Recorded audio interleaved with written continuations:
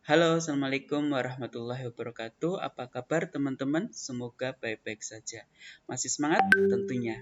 Oke, teman-teman, hari ini kita akan membahas tentang pajak pada ruang pajak bersama saya, Amir Hidayatullah. Ruang pajak adalah ruang berbagi pengetahuan, berbagi ilmu, berbagi berbagi pengalaman atau mungkin ruang berdiskusi. Jadi ruang ini nanti kita akan berdiskusi lebih banyak tentang pajak. Tapi sebelum kita berdiskusi pada hari ini, silakan teman-teman bisa subscribe, like, komen, dan bagikan video ini kepada rekan-rekannya agar video ini lebih bermanfaat tentunya. Oke, teman-teman, yang kita bahas pada hari ini adalah tentang pajak. Jadi, ya tentang pajak tentunya ya. Maaf, tentang hadiah. Jadi kalau kita membahas tentang hadiah ini, nanti kita akan mengkaitkannya kira-kira dengan pajak penghasilan ayat berapa atau pajak penghasilan pasal berapa. Karena eh, ketika yang menerima hadiah ini berbeda, misalkan adalah wajib pajak orang pribadi atau wajib pajak badan atau mungkin wajib pajak luar negeri, maka pelakuan pajaknya juga akan berbeda. Nah, teman-teman, hadiah ini akan dikenakan PPh pasal 21 ini ketika penerimanya adalah wajib pajak orang pribadi dalam negeri. Jadi misalkan teman-teman ikut sebuah kompetisi, di sana teman-teman menang mendapatkan hadiah, maka teman-teman juga akan terkena PPh pasal 21. Nah, kalau tarifnya itu yang berlapis ya teman-teman. Jadi ada yang misalkan kalau dulu adalah pasal 17 pada Undang-Undang Nomor 36 tahun 2008, akan tetapi pada tahun ini 2021 tepatnya tanggal 7 Oktober itu sudah diganti dengan Undang-Undang Harmonisasi Peraturan Perpajakan. Nanti kalau teman-teman bingung tentang penghitungannya, silakan teman-teman bisa cari video saya sebelumnya tentang bagaimana cara menghitung PPh pasal 21 menurut Undang-Undang Harmonisasi Peraturan Perpajakan. Nah, akan tetapi ketika hadiah itu diterima oleh wajib pajak luar negeri, kecuali BUT, maka hadiah tersebut dikenakan PPh pasal 26.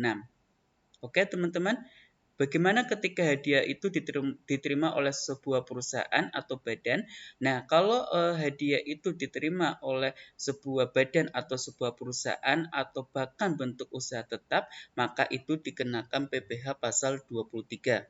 Jadi misalkan ada perlombaan, ada kompetisi antar perusahaan, maka ketika perusahaan A menang, dia memperoleh hadiah, maka dia tidak dikenakan PPh pasal 21, akan tetapi dia dikenakan PPh pasal 23. Nah, kapan hadiah ini dikenakan PPh pasal 4 ayat 2? Untuk hadiah yang terkena PPh pasal 4 ayat 2 ini adalah ketika misalkan teman-teman ikut undian di televisi atau terkait dengan lotre, maka hadiah yang teman-teman peroleh itu akan dikenakan PPh pasal 4 ayat 2. Bagaimana tarifnya? Tadi kalau hadiah itu terkena PPh pasal 21, maka tarifnya itu berlapis ya teman-teman. Nanti teman-teman coba cari lapisan tarif terbaru menurut Undang-Undang Harmonisasi Peraturan Perpajakan. Nah, kalau pasal 26 berarti tarifnya berapa? Hadiah terkena PPh pasal 26 berarti dia terkena tarif 20% dari jumlah bruto. Sedangkan ketika hadiah itu dikenakan PPh pasal 23 maka tarifnya adalah 5%, sedangkan ketika hadiah itu dikenakan PPh pasal 4 ayat 2 itu adalah dikenakan tarif 25%. Jadi silakan teman-teman nanti pahami kira-kira si penerima hadiah ini siapa? Apakah itu wajib pajak orang pribadi dalam negeri atau wajib pajak luar negeri atau wajib pajak badan termasuk BUT atau hadiah itu dimenangkan dengan cara lotre atau undian. Nah, akan tetapi ada hadiah yang tidak terkena pajak ya teman-teman.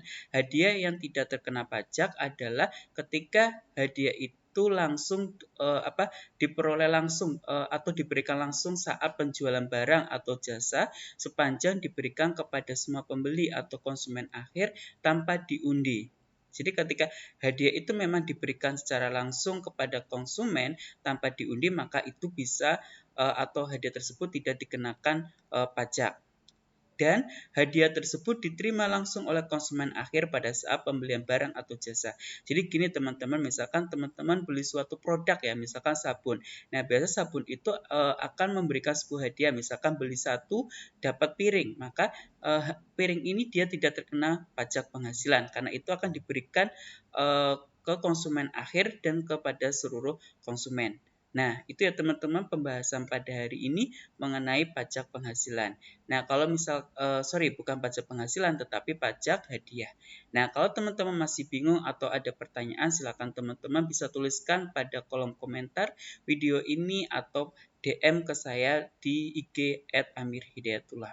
Oke teman-teman, itu saja. Kita akan berjumpa lagi pada ruang-ruang perpajakan berikutnya. Kita akan berbagi pengetahuan, kita akan berdiskusi, kita akan ngobrol bareng tentang perpajakan.